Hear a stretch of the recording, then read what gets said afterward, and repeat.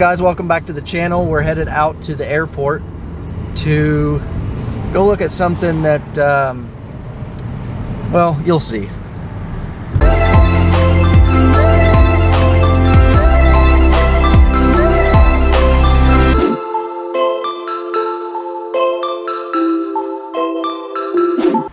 Alright, so we're at the airport and we're gonna go check out something that just happened, and I still can't believe it did, but it did. So I'm gonna pop inside and show you guys what I'm talking about.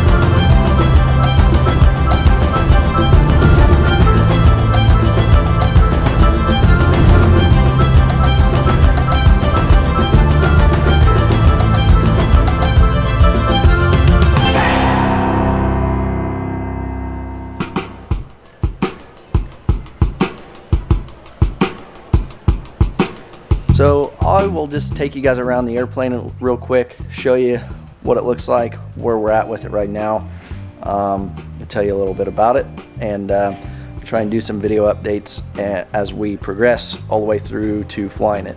We haven't flown it yet, it hasn't flown in several years, so we're currently doing some stuff going through the airplane and getting it inspected and up to snuff. So I'll show you guys where we're at so far. So the engine is a Continental C90. I've actually flown 2 other airplanes with this series of engine on it. Great engine. We're currently just doing some maintenance. The push rod tubes are all shot. So if you see up in there, all the push rod tube boots, I should say, are cracked and leaking, which is not surprising with these engines. So we've got a new set, and we're gonna unfortunately have to pull the cylinders loose to replace those. Compressions were all good. I did a compression check on it yesterday. Compressions were all really good. A couple other small items that I want to tidy up on the engine. One being the cabin heat needs a little work. The heat collector needs a little work, but it's a C90. It's had a top overhaul very recently. It's got under 100 hours on G&N cylinders, and when I put the bore scope in there, they looked exceptionally well. All the cross hatching and everything is still visible in the cylinder walls, so pretty happy with that. Okay, moving inside, here's the panel. You know, it's not thoroughly pimped out, but you know, it's got everything that you need. It's got all your engine instruments. Everything seems to be working minus the fuel gauge, which I'm gonna have to investigate that. It's got a single navcom that's got some age on it, obviously, but it does work.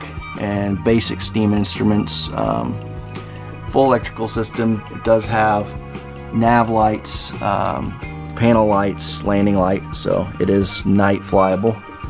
Moving down here, there's the rudder pedals. A common thing on tailwinds is the rudder pedals break. These have already broken, and the previous owner had a guy redo that, and he did a pretty nice job on it. So the rudder pedal issue has been fixed on this one. Another issue is with these control sticks, the pivot bushing actually tears loose from this torque tube, and this one has actually already been gusseted up, so that's been addressed as well. The rest of this is just general cleanup. You can see the thing hasn't had much love in a while, so just gonna clean the belly up, clean the inside up, inspect all the control system, things like that. Moving on to the outside, paint's in really good shape. It's polyfiber fabric. Punch test was good.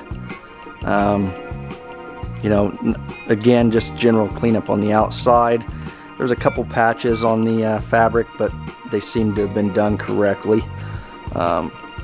This, I pulled the, they had a tail anti-collision strobe, and power pack was bad, so probably going to upgrade that, put an LED anti-collision light on there. Shouldn't be too big of a job. You know, overall the airframe's in pretty good shape. And let's see, we'll move on to the gear. So the landing gear, if you've seen RVs or vans, they basically copied this gear and they call it the Whitman gear. And it's like a solid steel bar that flexes. It's supposed to be really good gear.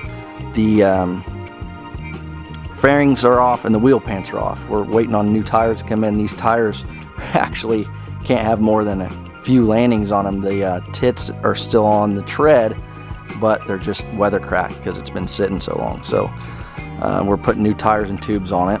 And then the gear fairings are off. It's got gear fairings and wheel pants, and the mounting brackets for the fairings need a little work, so we've got to do some work there to get those back on. Props in really good condition. So this is kind of a neat thing. It's got a pretty cool history to this. Originally built in '63 by a guy in Minneapolis that owned a radiator shop, and rebuilt in '81 by Don and Mark Colchin. There's quite a bit of history in the logs, and there's some really neat old photos that I'm going to scan and digitize so that we can preserve them. And so far, that's really where we're at. We got to pull the jugs, do the push rod tube boots, and basically complete the airframe. And we're going to do a bunch of ground runs on it to make sure that, you know, everything's copacetic on it, and then we'll move on to the first flight. So I'll try and get some footage of everything as it's going together and happening, keep you guys updated. But I'm super stoked. So there you guys have it, Whitman Tailwind W8. I am pumped, so pumped. I really didn't think I would ever be an aircraft owner. And I had a really good opportunity to purchase this with another guy that I'm 50% owner in it, and you know, I'm so excited. I'm so excited to have my own plane and get up and be able to do some trips. This thing, the previous owner is telling us that this thing will do about 155 in cruise miles per hour, not knots, and that is huge because I've been flying airplanes that barely go 100 miles an hour. So now I can actually get out and do some trips. The fuel burn is pretty economical. You know, a C90, you're looking at 5.5 gallons an hour. And so this is gonna allow me to get out and do some trips, go see some people. And I'm very much looking forward to it. And I'm very thankful to be blessed with the opportunity to buy into this. And you know, I couldn't ask for a better partner. My partner Don is a very knowledgeable guy, especially when it comes to engines. He's like an engine expert. He's been doing it for 40 years or something like that. So very knowledgeable guy to have half ownership in your airplane. So we're gonna massage it, get it ironed out, get it tuned up and running good, and you'll definitely see a video of the first flight. So thanks for watching. I look forward to keeping you guys in the loop on this thing, and we'll see you guys on the next one.